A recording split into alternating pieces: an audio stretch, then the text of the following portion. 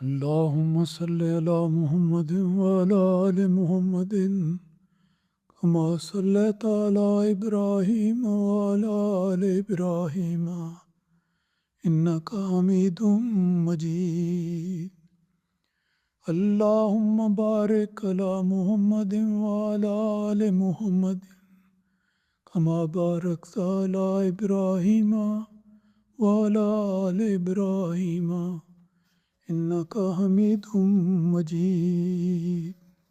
اللہ تعالیٰ کا بے حد شکر اور احسان ہے، اس کے فضل سے رمضان المبارک کا مہینہ ایک بار پھر ہماری زندگیوں میں آ گیا ہے۔ کوئی نہیں جانتا کہ کب دنیا میں آئے، کتنی دیر رہے، کب چلا جائے، اور سعادت کی گھڑیاں نصیب ہوں یا نہ ہوں۔ تو اللہ تعالیٰ کا بڑا احسان ہے کہ اس نے ہمیں ایک بار پھر رمضان المبارک میں داخل ہونے کی توفیق دی ہے۔ اللہ تعالیٰ سب کے لیے یہ سعادت مبارک کرے۔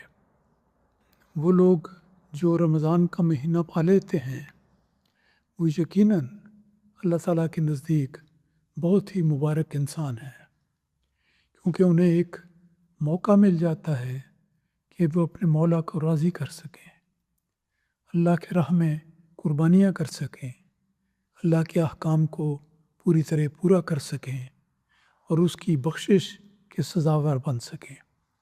اس لحاظ سے ہر شخص جو آج زندہ موجود ہے وہ ان خوش قسمت لوگوں میں ہے جسے اللہ تعالیٰ نے اس سعادت کو حاصل کرنے کا موقع عطا فرمایا۔ تو سب سے پہلی بات رمضان المبارک کے اس درس حدیث کے سلسلے میں یہ عرض کرنا چاہتا ہوں کہ ہمیں رمضان کی آمد پر پوری طرح تیاری کرنی چاہیے، اللہ تعالیٰ کا شکر ادا کرنا چاہیے۔ اللہ تعالیٰ نے ایک جگہ فرمایا ہے لَإِن شَكَرْتُمْ لَأَزِيدَنَّكُمْ، کہ اے میرے بندو اگر تم میری نعمتوں کا شکر ادا کرو گے تو یقیناً سمجھو کہ میں تمہیں بہت زیادہ نعمتوں سے سرفراز کروں گا۔ تو ایک نعمت اللہ تعالیٰ نے دے دی ہے، اللہ کی تقدیر سے رمضان کا مہینہ آ گیا ہے۔ اگر اس مہینے میں ہم اس سے پوری طرح دل ڈال کر استفادہ کریں تو پھر یہ مہینہ ہماری برکت اور بخشش کا مہینہ بن سکتا ہے۔ تو اس لحاظ سے ایک عزم نو کرنے کی ضرورت ہے، ایک پختہ ارادہ کرنے کی ضرورت ہے کہ ہم اس رمضان کے مہینے سے، اس کے ہر لمحے سے پوری طرح استفادہ کریں گے، اور اس کے لیے نیت کے ساتھ فوری طور پر عمل کا آغاز ہو جانا چاہیے۔ ہم اللہ تعالیٰ کے فضل سے رمضان کے مہینے میں داخل ہو چکے ہیں۔ اس میں دعا کرنی چاہیے کہ اللہ تعالیٰ ہمیں توفیق عطا فرمائے۔ استاد بعض اوقات انسان کو نیکی کے موقع تو پیش آئیں لیکن وہ موقع سے فائدہ اٹھانے سے محروم رہ جائے، تو دعا کرنی چاہیے اور دعائیں کرتے ہوئے اس مہینے میں داخل ہونا چاہیے کہ اللہ تعالیٰ ہمیں پوری طرح اس رمضان سے فائدہ اٹھانے کی توفیق دے۔ رمضان کا مہینہ خیر و برکت کا مہینہ ہے، ایسا مہینہ ہے جس میں اللہ تعالیٰ کو راضی کرنے کے سامان اس کثرت سے میسر آ جاتے ہیں کہ جو باقی اوقات میں نہیں ہوتے۔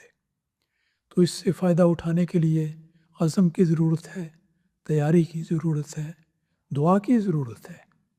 دعا یہ کریں کہ اللہ تعالیٰ اس رمضان میں واقعی طور پر ہمیں اس کے حق ادا کرنے کی توفیق عطا فرمائے اور ہر وہ نیکی اختیار کرنے کی توفیق دے جو اللہ تعالیٰ کو راضی کرنے والی بن جائے۔ رمضان کے تقاضے بھی پورے ہوں، روزے بھی رکھیں، قرآن مجید کی تلاوت بھی کریں، صدقہ خیرات بھی کریں، اور ہر نیکی کے رستے پر چلنے کی کوشش کریں۔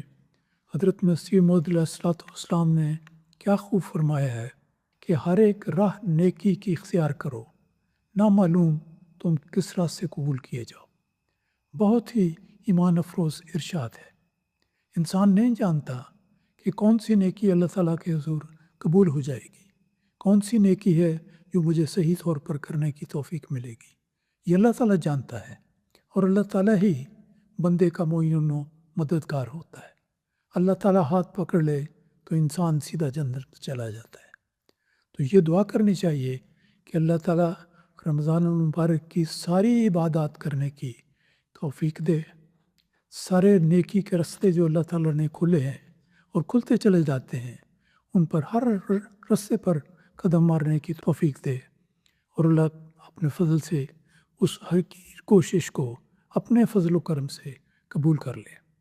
تو رمضان آتے ہوئے ہمیشہ انسان کو جسمانی تیاری بھی کرنی چاہیے، دل کا ارادہ بھی ہونا چاہیے، اور ذہنی تیاری بھی ہونی چاہیے کہ وہ نیکی کے رستوں کی تلاش کرتا رہے۔ جیسا میں نے عرض کیا، مسیح موعود علیہ السلام نے فرمایا، نامعلوم تم کس راستے قبول کیے جاؤ۔ کوئی نہیں جانتا کہ کون سی نیکی اللہ تعالیٰ کے حضور قبول ہونے والی ہے۔ اس لیے نیکی کے ہر رستے کی تلاش کرنی چاہیے، اور اس کا موقع اس ماہ رمضان میں بڑی کثرت سے آتا ہے۔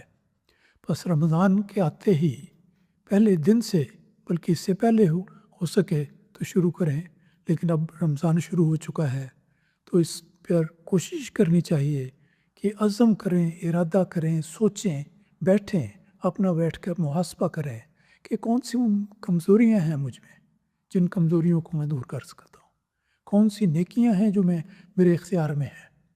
مثال کے طور پہ صدقہ خیرات کرنا، راہ خدا میں مال خرچ کرنا، اس کی توفیق اسی کو ملتی ہے جس کے پاس مال ہو۔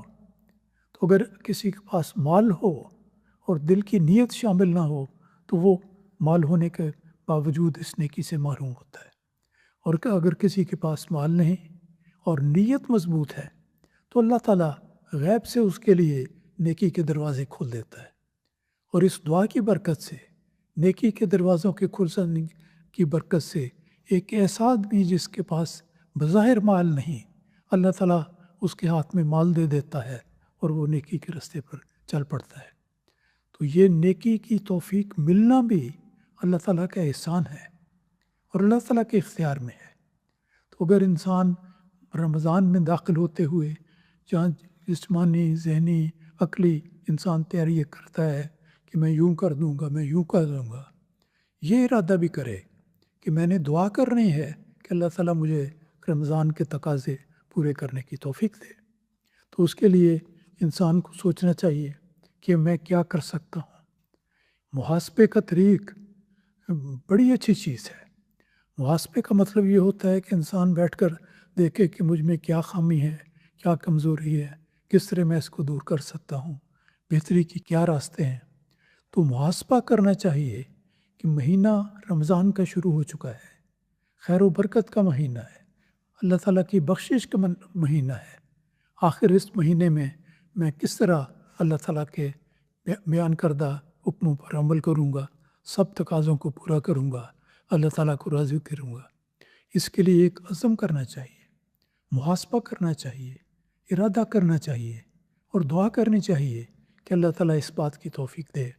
تو ذہنی تیاری کرنا بھی رمضان کی آمد کے ساتھ فوراً اس کا اہتمام کرنا شروع کر دینا چاہیے اور کرتے رہنا چاہیے، اور رمضان کے دوران ہر دن محاسبہ کرنا چاہیے کہ کیا آج میں نے کوئی غیر معمولی نیکی کرنے کی سعادت پائی ہے یا نہیں پائی۔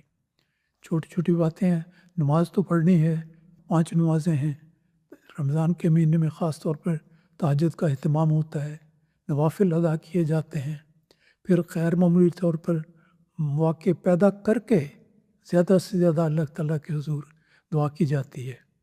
تو وہ اس طرح کرنے کے علاوہ دیکھنا چاہیے کہ کون سے نیکی کے راستے ہیں جو میرے قریب میسر ہیں، اللہ نے ماحول پیدا کیا ہوا ہے، میں اس کو کر سکتا ہوں۔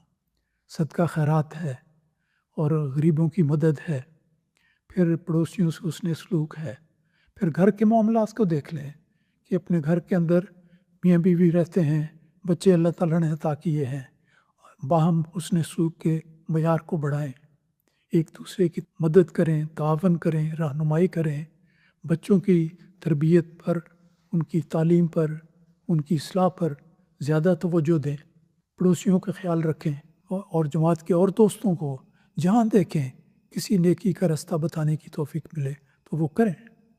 تو رمضان کا مہینہ اپنے ساتھ برکتوں کا ایک سمندر لے کر آتا ہے۔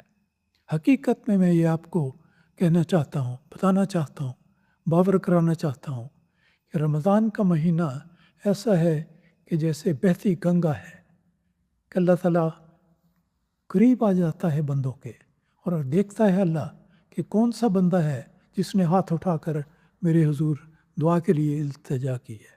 تو اللہ تعالیٰ غفور الرحیم ہے، تو اللہ تعالیٰ دل سے نکلی ہوئی کسی دعا کو کبھی رد نہیں کرتا۔